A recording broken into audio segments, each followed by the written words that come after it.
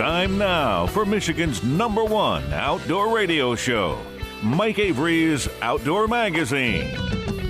Outdoor Magazine is brought to you by Jay's Sporting Goods, the Yider Insurance Group, Forward Corporation and T.R. McTaggart, Angler Quest Boats, Security Credit Union, Garber Chevrolet, and by Michigan Brand Meats. Now, here's Mike Avery.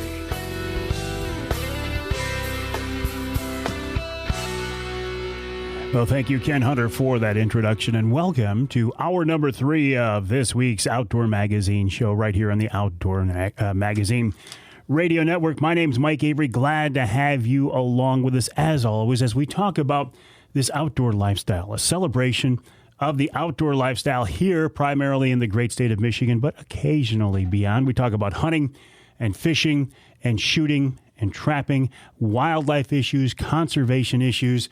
I don't talk much about the non-consumptive forms of outdoor recreation, like camping and sailing and bird watching and all those things. And those are honorable, wonderful things to do. And thank goodness we have people who do those, because if everybody who went outdoors hunted or fished, there'd be no room on the water or in the woods. But what I talk about primarily is what I call the consumptive types of outdoor recreation, where there is, in some cases, some kind of a harvest. Like when we go hunting, sometimes we take an animal. We harvest an animal. We kill an animal and we take it home and eat it. When we go fishing, sometimes we catch fish and we take it home and eat them. So there is a consumptive aspect to those types of outdoor recreation. And the reason I concentrate on those is those are the types of outdoor activities that in some circles, in some ways, are under attack these days. Like nobody wants to take away bird watching. Nobody wants to take away sailing. But there are still people out there who would like to take away our way of life. They don't want us hunting. They don't want us fishing. And thank goodness that something good has come out of COVID this year and that we're seeing more interest in the outdoors. License sales are up. People are looking at the outdoors as a way to get away, as a way to social distance. You don't have to wear a mask when you're in the blind. You don't have to wear a mask when you're on the water. So there have been good things that have come out of this. When I think about spending time on the water, spending time in the woods, I have a family history that comes back to me. Recently just celebrated the anniversary of my dad's passing, and it got me thinking about a lot of things. And one of the things I thought about was a night that we spent on Muskegon Lake and the Muskegon Channel fishing after dark with Mark Martin. Now, you know Mark, Michigan's Mr. Walleye, the very first person ever to win a professional walleye championship. You know, people discounted Mark. They said, yeah, he's a great fisherman, but he's one-dimensional. He can only catch walleye after dark in the Muskegon Channel. Well, he proved him wrong. And he's been a big name in the outdoor world, especially the walleye world, but so many others for many, many years. And it's always a pleasure to have him on. He joins us now on the Outdoor Magazine phone line. Mark, welcome back. How are you? Hey, not too bad, Mike. Thanks for inviting me and let me talk with all your listeners. Always a pleasure. But listen, let's start before we talk about fishing. Let's talk about deer hunting in the sand dunes, because you are the first guy who ever introduced me to that concept. At first, I thought you were crazy, and then I realized, yeah, you're crazy like a fox. There's some big bucks out there, right?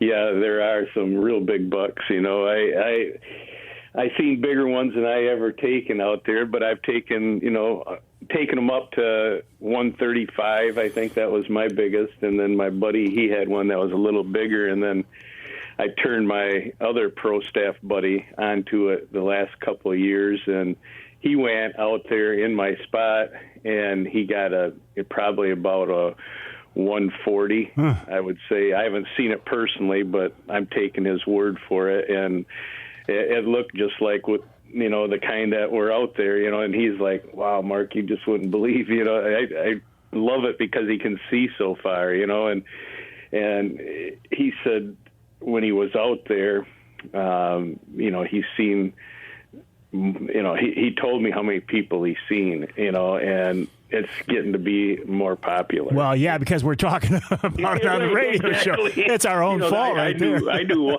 Mike. He said he counted because he was surprised from the first time he went with me out there until now. He said there was 83 vehicles along the road, and at dead ends. Well, he said he outwalked them to where so they were he was using them to drive the deer to my spot. What made you even think about deer hunting in the sand dunes in the first place? My grandpa told me about it when I was young, and I never, like a lot of things they told me, it went in one ear and out the other until I started putting it into practical use for myself as I got older. And I went, talked to my buddies and said, hey, you want to go? And none of them. One took me up on it, and he's been hunting with me ever since. And he's the one that's beat me on the biggest one. But he went with me, and it's a lot of work, but we went out there and just scouted and sat on top of a sand dune and just went, wow, this is cool. You've seen all kinds of animals walking around, coyotes and foxes and deer. And while we were walking through the area, this is before people even went, there was posts in the sand dunes, and they'd fallen over the years. And here's a sign laying there on the sand that says bear hunting. It was a DNR sign that said bear hunting, from this date to this date. I think that was after they kind of closed it down here too. So it was kind of, you knew you didn't have much competition. So from then on, every time I stayed in Michigan, didn't go to Canada, didn't go to Kansas, didn't go somewhere, that's where I was going, because there was very few people out there. It was quiet, and there was lots of big deer, and you just had to have the ability to shoot long distances, because you're gonna, it's not gonna be like in the woods. You don't have much in between you and what woods there are. You just don't want to hunt those woods, because if you're in those woods, they're not going to come in. So you're hunting, the woods are like the bait pile, because they got the acorns, the beech nuts, you name it. Whatever's in there, that's what they're eating. So you set yourself up on the outside in a good position, but you don't want to be so high on the sand dunes that you're silhouetted by the deer either. So you can only see what you're supposed to be looking at, and that's the bait pile down there of the little clump of woods that you're hunting. And so my buddy and I, we'd choose the best one where we've seen the most activity, and he would take one side of it and I'd take the other. And so that covered a lot. I mean, visually, you were looking between us probably, pretty close to a mile.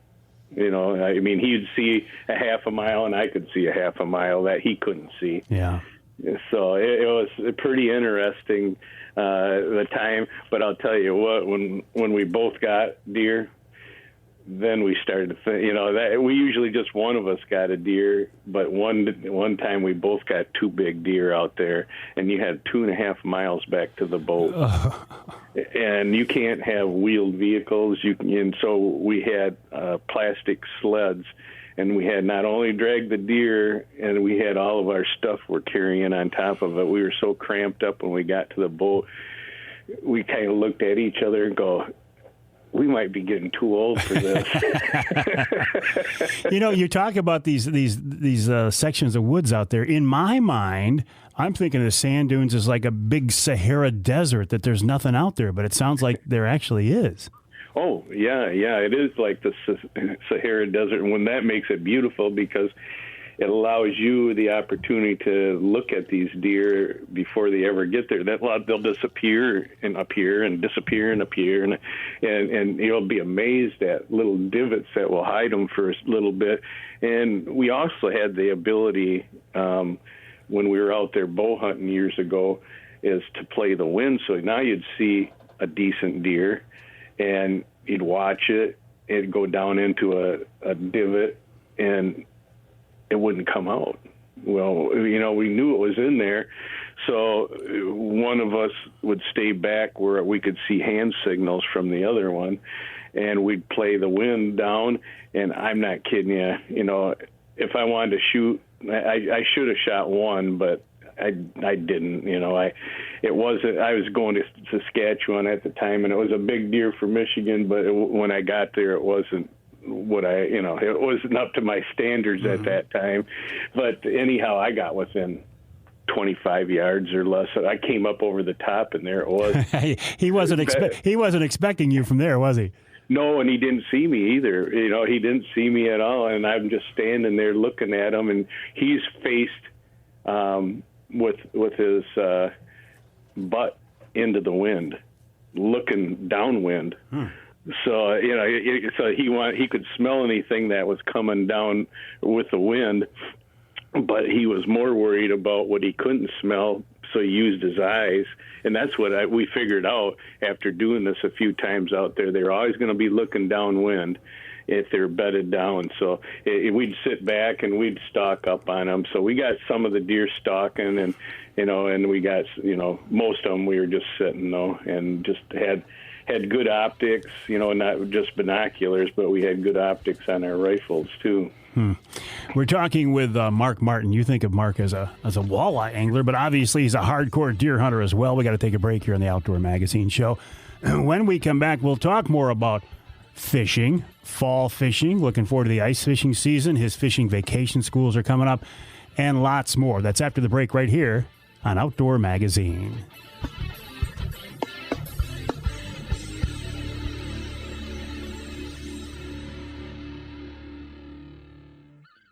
The folks at Yider Insurance Group know you have lots of money invested in your hunting and fishing gear, and they want you to be protected. The Yider family has been in the insurance business for more than 75 years, and they build a reputation for taking great care of their customers. As a full-service agency featuring auto owners insurance, Yider can insure your fishing and hunting gear, your boat, snowmobile, ATV, and trailer, just about everything you depend on for your outdoor adventures. Yider also specializes in protecting outdoor-related businesses, from fishing guides to shooting ranges, anything for the great outdoors. The folks at Yider can help you because they're hunters and anglers themselves, and they know what we need from an insurance company. For more info, go to their website, huntingandfishinginsurance.com. That's huntingandfishinginsurance.com. Or call them toll-free at 800-975-6473. I trust the Yider Group and auto owners for all my insurance needs, because with Yider and auto owners, you've got friends in the outdoor insurance business.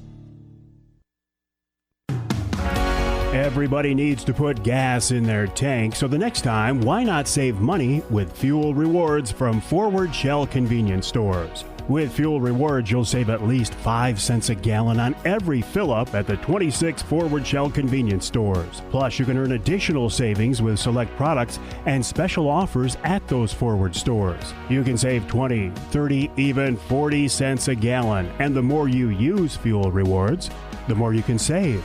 I use the Fuel Rewards program every time I stop by a Forward Shell convenience store. And you can too. Go to fuelrewards.com. That's fuelrewards.com. You can also download the Fuel Rewards app on your phone. The Fuel Rewards program at your local Forward Shell convenience store. A great way to save money every time you fill up. To learn more, check out forwardconvenience.com. That's forwardconvenience.com. Food plots are a big deal these days, and nobody knows food plots better than the folks at Michigan-based Killer Food Plots. Company owner Nick Percy has worked hard to develop premier whitetail habitat for almost 3 decades. That experience, combined with expertise in building healthy soil and choosing the right seed, will produce the results you're looking for. KFP's natural-based Groganics Fusion Fertilizer and Retain Moisture and nutrient-absorbing pellets can give you the edge in creating food plots to attract and keep deer on your property. Check out their website, killerfoodplots.com. That's killerfoodplots.com. Killer Food Plots can help you get your soil where it needs to be to produce lots of healthy, great-tasting food for wildlife and cover crops to screen your plots and even direct the deer where you want them. This year, take your food plots to the next level with Killer Food Plots. killerfoodplots.com. It's a complicated world we live in. Right about now, I'll bet your head is spinning like a tornado with news and opinions and conflicting do this and don't do that recommendations. Some days, you just want to throw up your hands, go to the woods, and stay there. And you know, that's not a bad idea. Jay's Sporting Goods encourages you to get back to your roots. Do some simple, traditional things for a while. In Michigan's great outdoors, space is one thing we have plenty of. So put as much social distance as you like between you and everyone else, including all your social media pals who somehow just recently became experts on every topic. And one more thing. Before you head out, head into Jay's Sporting Goods. Because even though there are shortages of a lot of things these days, Jay's has just what you need to make the most of your escape to our beautiful wide open spaces. It's the gateway to social distancing the way God intended. Jay's Sporting Goods, Claire and Gaylord.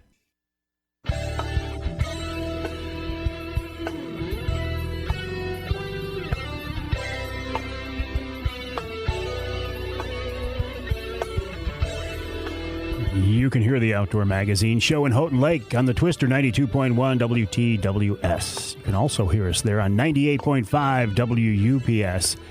And you can hear us north of the bridge in Ishpeming, WIAN. That's 1240 AM. This segment of Outdoor Magazine is brought to you by Great Lakes Charter Training. If you've ever wanted to be a charter captain, I think this is your best option. This is how I got my captain's license. Captain Mel Stackpool is the guy who came up with the concept years ago. Captain John Littlefield actually taught my class. And a reminder, it's not just for a charter captain, but anybody who wants to be on the water to take people on the water for hire. So it could be a fishing charter. It could be a dive boat excursion. It could be a sailing excursion. It could be a river cruise. It could be a towboat. Anytime you're taking people on the water for money, you need to be licensed. The process of getting your license is, in my opinion, pretty tough, as it should be. So I took the class from Captain Mel Stackpool, Great Lakes Charter Training. It was about, I'm trying to remember, it was either 7 or 9 days, like 6 hours a day. And at the end, you take the Coast Guard test. Now, there's no way in the world I could have passed that test without the help of Great Lakes Charter Training. But I did pass it. I am a licensed captain now. I'm not running fishing charters, but at least I have that license in my back pocket. If this is something you want to do, what a great time of year to do it. Wintertime's coming up, so maybe you've got the time to do it. Check out the website, glctraining.com, and that's glctraining.com. We're talking now with a licensed captain. His name is Mark Martin. You know Mark. His websites are markmartins.net and fishingvacationschool.com. Mark, how old were you when you first got that license? You were just a kid, weren't you? Yeah, I was, I think, 23. So right now I've had it 40 years. 40 years. Now to make me think about it, yes. And I did ask them last time I got it, and they said, as far as consecutive, you're not the oldest in age of old, but you've had it longer than 99.9% of the rest of them. I believe that. I think I got a mental block here, but he's out of Alpena. Brown trout. I'll think of his name. Ed. I think I know who you're talking about. Yeah, no, we're both old guys. We can't think of his last name. I'm sorry I brought it up. Yeah, but he's been on the water 50 years. But what an honor that is. I mean, at this point, do you still take clients out on charters anymore? Not. I guess I could. I mean, I could, but I do it for like church groups and people that auction me off, for special interests. Safari club, church group.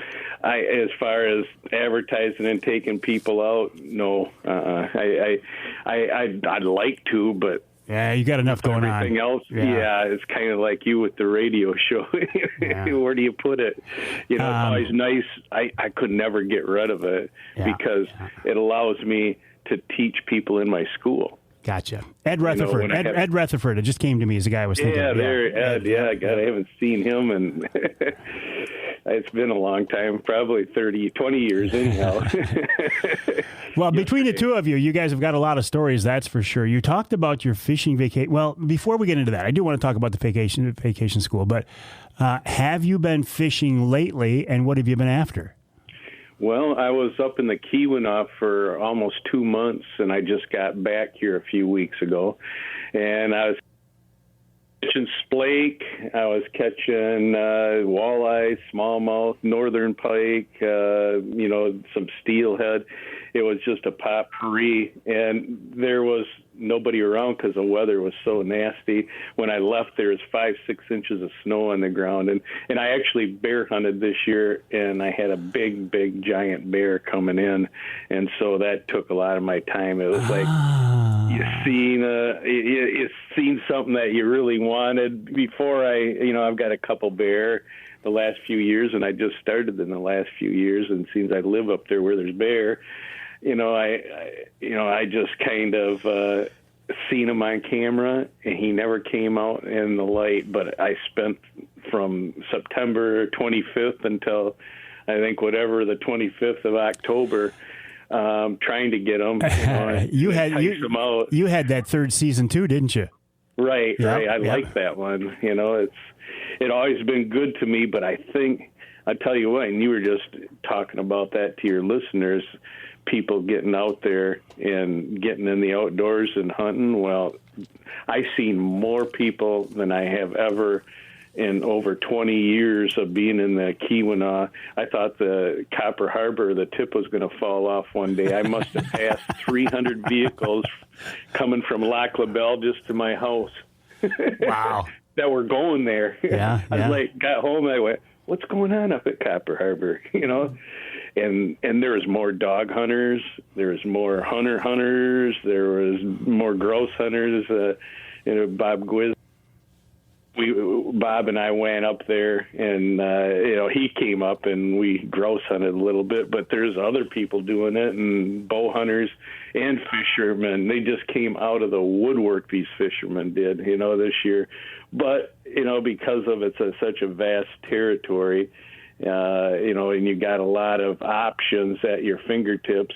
If I deemed that it was, there's too many people in an area, I had other choices, and there are always choices up there. And it's interesting. It's interesting though, because you a guy of your stature, as well known as you, and you've been promoting the Keweenaw for several years now. Yep. And that can have an impact. You and I talk about hunting the sand dunes every year, and I think that can have an impact. If people who have an audience talk about a place in positive terms, it can affect.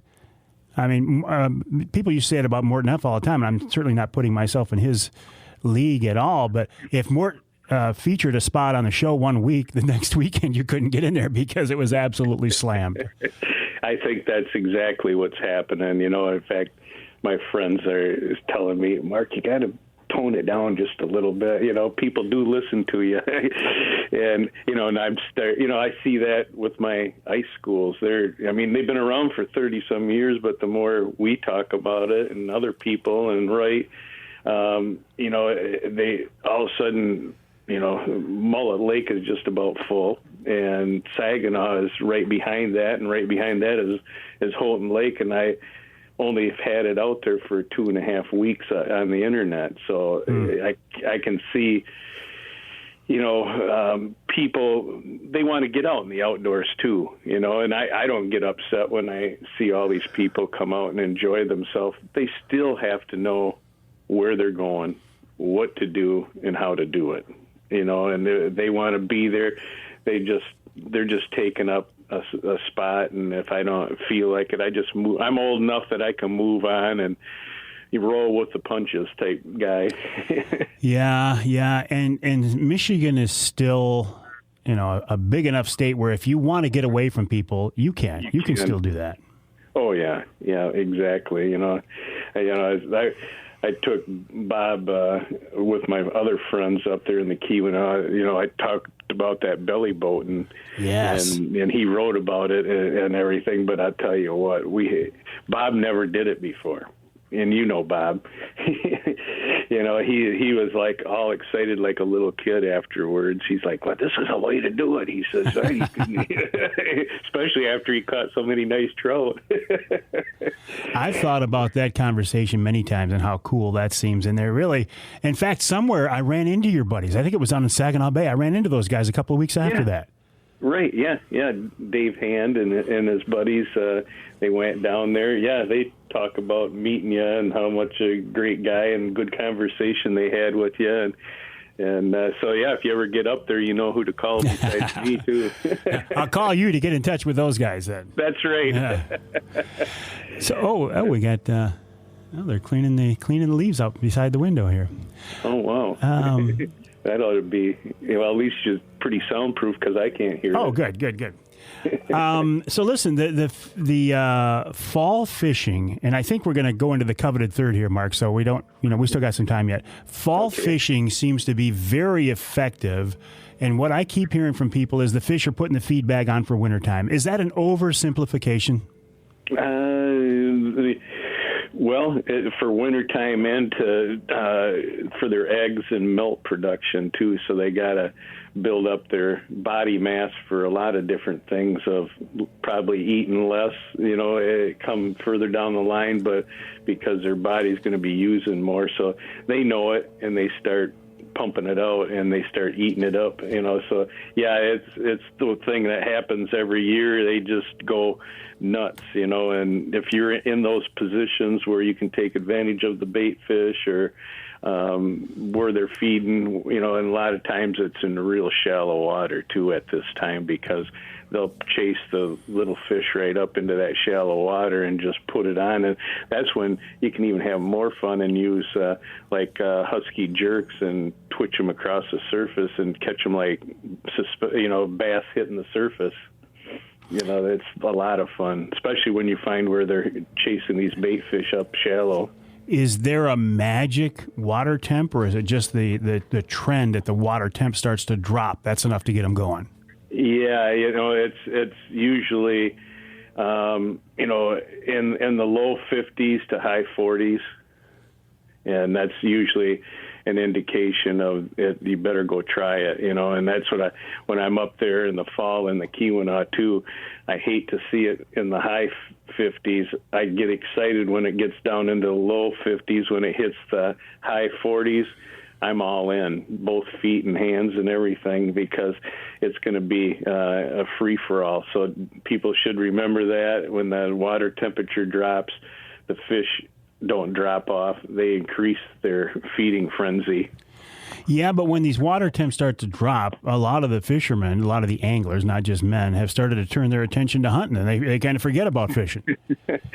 Well, that's good for some and and bad for others, Yeah. But no, exactly. You're exactly right, Mike, because you can't do it all. You can try, but like I tried to bear hunt and fish at the same time, my fishing suffered. Yeah. Mark, hang tight. Listen, we got to take a break, but I do want to offer you the coveted third if you can stick around. Yes, I can. All right. Mark Martin, his website's markmartins.net, markmartins.net, and fishingvacationschool.com.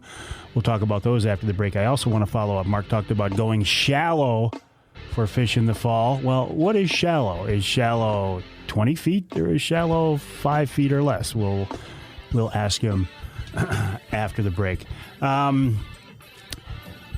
We'll go ahead and take a break here. The website, MikeAveryOutdoors.com, MikeAveryOutdoors.com. You can always reach me at Mike@MikeAveryOutdoors.com. More with Mark Martin after the break right here on Outdoor Magazine.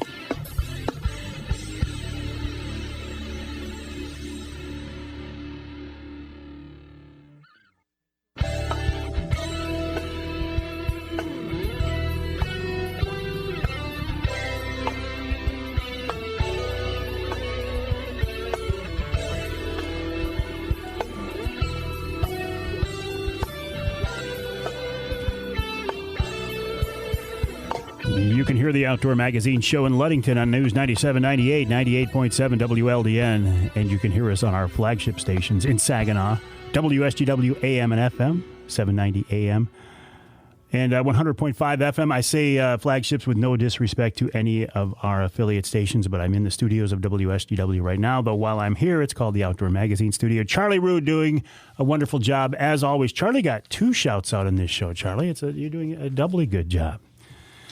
This segment of Outdoor Magazine is brought to you by the Hunter Safety System. I would not go up a tree without a full-body harness on, and I strongly encourage you to do the same. There's no reason to go up a tree without a full-body harness. If you use a Hunter Safety System or some other harness and a lifeline system where you hook into it from the ground up your tree while you're hunting and back down, you can't fall. You can fall, but you can't hit the ground.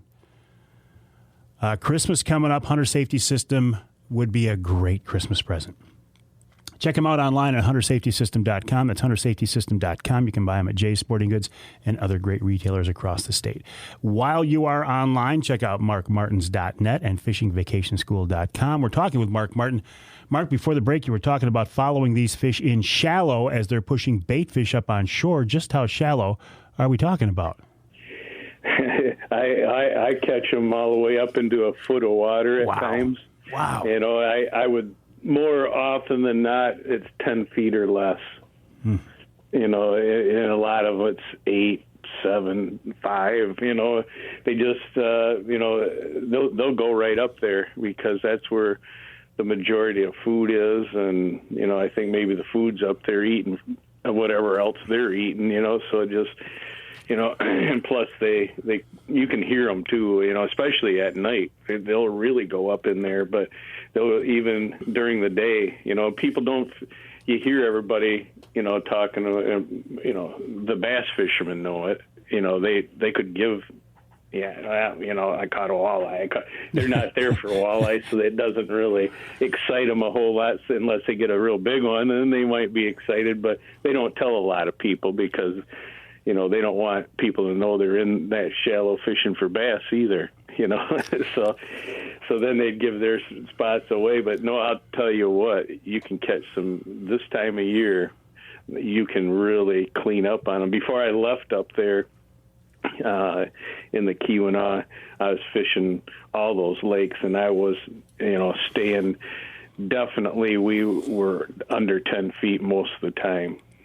You know, and we are not, you know, casting jigs and minnows and crankbaits and, you know, we were doing it all in 10 feet of water, casting towards shore. And then at times we even put the boat, and I hit anchor mode, and we were probably anchored in 3 feet, casting right along the shore. Wow. And back out and bringing it back in, up the drop off and stuff. So, you know, doing stuff that people don't really do. Only I've learned that over the course of my career that, you know, fishing all across North America, you know, you're put into a lot of circumstances where, you know, you're not comfortable until you finally do it enough that now it's second nature. I told my buddy Kurt, I said, hey, Kurt, it was just him and I said, hey, why don't we go up into shallow? And that was starting probably about October 15th or something like that. And he's done it with me before. And, you know, we just had to cover the shoreline a little ways, and all of a sudden we were into high cotton. You know, I mean, it was pretty good. And we were started with jigs and throwing big crick chubs 3-4 inches long.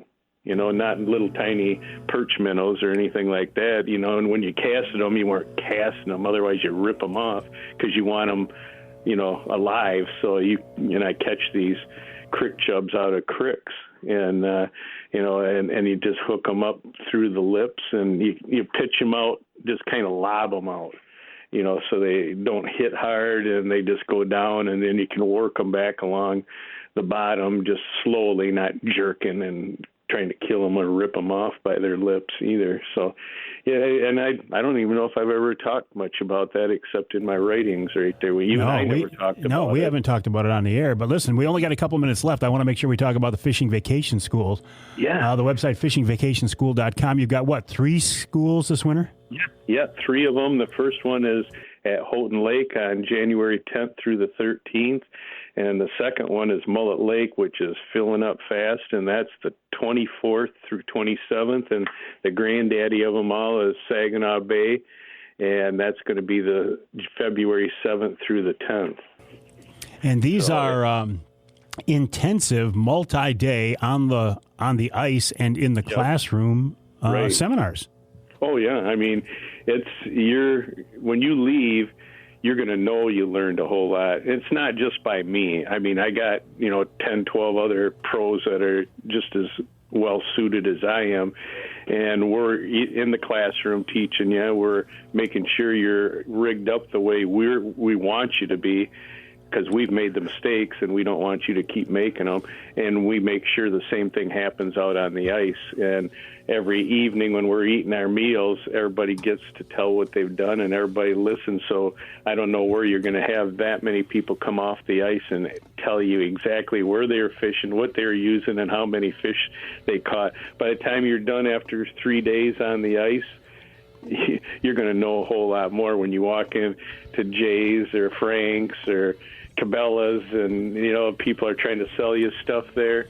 You're looking for what you know you need, and maybe the salesperson. I've had some of my students tell me that people would badger them and hey, you should try that, you should, and they finally says, well, no. If you go to Fishing Vacation School, you'll know the real deal. FishingVacationSchool.com and MarkMartins.net. Mark, always a pleasure. Got to take a break.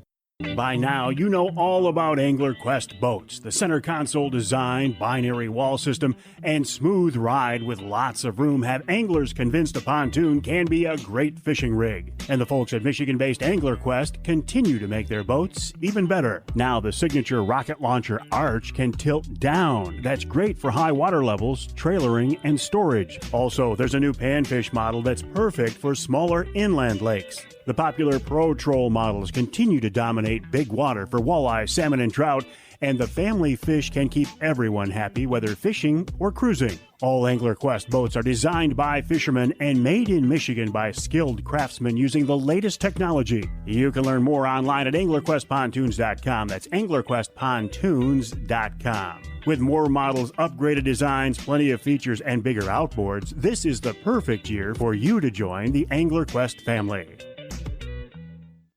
You'll do better at Garber.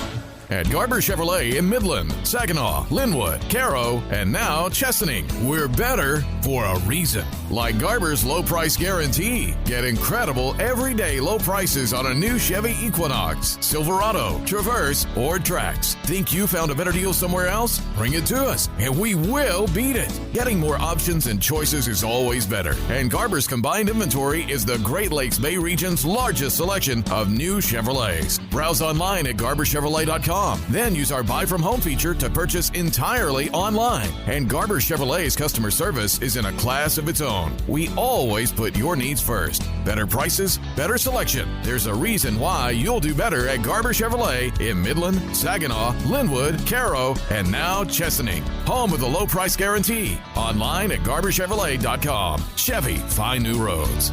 You'll do better at Garber. Have you tried the Mike Avery Hunter Sticks from Michigan Brand Meats?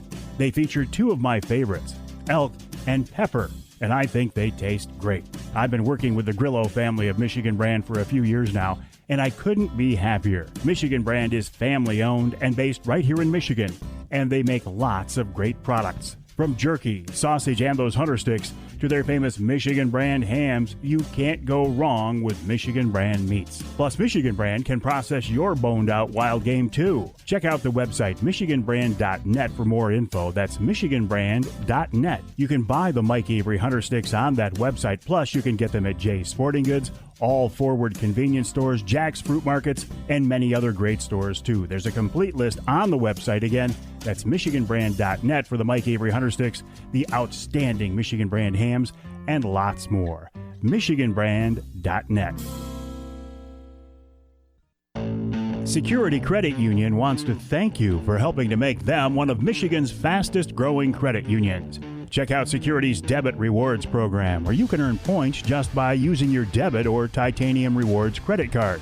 Redeem those points for great gifts and merchandise. Or how about the Save to Win account? That's a Security Credit Union account that gives you all the benefits of a traditional savings account, plus the chance to win big. Every $25 you deposit into this share certificate earns you an entry into the monthly and quarterly drawings. The more you save, the more chances to earn, up to 10 entries per month. You'll build up your savings, earn interest and dividends, and have a chance at multiple prizes. And remember, Security Credit Union loves to work with outdoors men and women, and they can help you with your next outdoor adventure. Check them out online at securitycu.org. That's securitycu.org. Federally insured by the NCUA.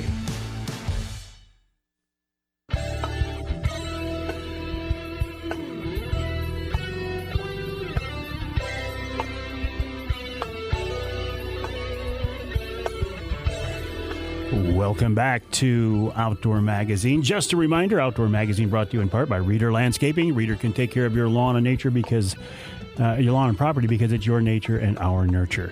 A fall cleanup just about done now. If you're looking forward to snow removal, the folks from Reader can help you out. Check them out online at readerlandscaping.com. Also, holiday decorating, too, by the way. readerlandscaping.com. Talking now with our good friend, wild game chef extraordinaire Dave Minar, who came in from the blind and out of the tree stand to talk with us. David, welcome back. How you doing? You're right. I just got down in time to run up to the cabin. And how is the season going, Dave? Are you seeing anything? Excellent. See a lot of deer. Haven't seen anything that we care to harvest yet, but they're there. Good deal. Good deal. Glad to hear that. And what about... I seen the picture of Jimmy's. Oh, James. Actually, we had a great season. Carter, my grandson, shot a doe with his crossbow. Addison shot a buck during the youth hunt. Trent shot a big doe opening night. And James shot a big 3.5-year-old half rack the second night of the season. So we're off to a good start. That's great. Congratulations. Yeah. I'm the only one they're looking at now like, Grandpa, what are you waiting on? Well, it's your turn. It's your turn from the pro. Hey, I see your face on TV. It's nice to see you. Oh, thank you. Well, it's always good to be seen, Dave. Always good to be seen, you know? It was strange. I was in the other room, and I hear Mike Avery's voice, and it's like, wow. Haven't heard that voice on TV for a while, right? No. Just on my security safe answering service. There you go. The credit union. How about a recipe, David? What are you looking at? Well, seeing how it's Thanksgiving, let's do a wild turkey recipe. Perfect. Turkey season, we had a fall season, so maybe people got birds or they got a whole bird in the freezer. So we have a wild turkey simmered with cranberries and wild rice. You're going to use the whole bird this time. You want to skin it, clean it all shot, and you want to cut it up in about 8 or 10 pieces. Cut the breast in some nicer sized pieces, or you could save just the thighs and legs to do this with, if you like. If you have somebody in your family, you have more than one bird, works out great. So you want to cut it in 8 to 10 pieces. You want to take 3 carrots or so, diced kind of fine, medium to fine, 2 large onions, same thing, 3 to 4 stalks of celery, about the same. Anywhere from 2 to 4 cloves of garlic diced up real fine compared to how you like garlic, it's your family's choice. You're going to use Crantasia schnapps. And if you don't like to purchase alcohol, you can use some cranberry jelly, or you're going to need water. So if you want 100% unsweetened cranberry juice, you could use half water and half cranberry juice to give it that Crantasia flavor we're looking for. If you're going to use the schnapps, about 2 ounces or so, and if you're going to use jelly, say about a teaspoon or teaspoon and a half. Don't forget it's a little sweet. So you're going to need a bag of fresh cranberries, a couple, 2 or 3 tablespoons of Worcestershire, 2 cups of wild rice blend, and it's 2 water or juice to 1 of the wild rice blend. So if you want a large batch, you want 2 cups of the wild rice, so on and so forth. 2 potatoes, diced fine, store them in water until the end. Lots of fresh ground pepper over the whole bunch of meat, some flour, and olive oil. So grate the pepper over the meat, dredge it in flour, brown it off on both sides, all sides, get it in an oven-proof casserole. Take the carrots, celery, onions, garlic, saute them up a bit, put that in the same casserole. Use enough water to cover the meats and vegetables. And then you're going to add the cranberries near the end of this baking, and so the wild rice goes in. As soon as you get up to a boil, the spices, the Worcestershire, and save the potatoes till just about the end. It's going to be about a half hour you want to do that. So 3/4 of the way or almost all the way, you're going to add the potatoes. You're going to cover this up 350-degree oven. And what the rice is going to make this nice and thick. It's going to be great. And if it gets a little too thick, you could add a little more water or the cranberry water blend. Depending on your bird, it could take up to 2 hours, maybe even more. If you got a great big old tom that you're using, then you might have to check it after an hour and a half and see if the meat's falling off the bone. If it is, that's when you want to add the potatoes, and boom, just continue on. It's a great, great Thanksgiving dish. Two of my favorites, cranberries and wild turkey. Can't go wrong. Sounds wonderful, David. Absolutely wonderful. And what are you guys doing for Thanksgiving? We're hunkering down with just us. No big meal, no nothing like that. We're going to try to stay safe and just deer hunt. Yeah, the Thanksgiving's going to look a little different at our house as well. It's Denise's favorite holiday, and this year just not going to be able to do it. So we'll make the most of it, right? Yep. We're just going to have a small meal. I wasn't lucky enough to score on that big multiple beard tom that I was after in the spring, but hey, I think we'll do something different on that. Maybe I'll take a venison backstrap and do it on the barbecue. Whatever you cook up, David, I'm sure it will be wonderful. Wild game chef extraordinaire, Dave Minar. Always a pleasure, Dave. We'll talk to you next week. Everybody have a safe and happy Thanksgiving. Absolutely. Words of advice from wild game chef extraordinaire, Dave Minar. Thanks for being along with me this week. I do appreciate it. You can always reach me, Mike at MikeAveryOutdoors.com, the website MikeAveryOutdoors.com. I want to see your pictures. Share your hunting adventures with me. Doesn't have to be a big buck. Doesn't even have to be a buck. Doesn't even have to be a deer. Anything you're doing in the outdoors, hunting, fishing, shooting, trapping, scenery, whatever, send it to me. Love to see it. Please post it on the Facebook page. Don't send it to me in a private message. Just put it on the page and I will share it. Mike at MikeAveryOutdoors.com, the email address, the website, Mike Avery Outdoors. Talk to you next time right here on Outdoor Magazine.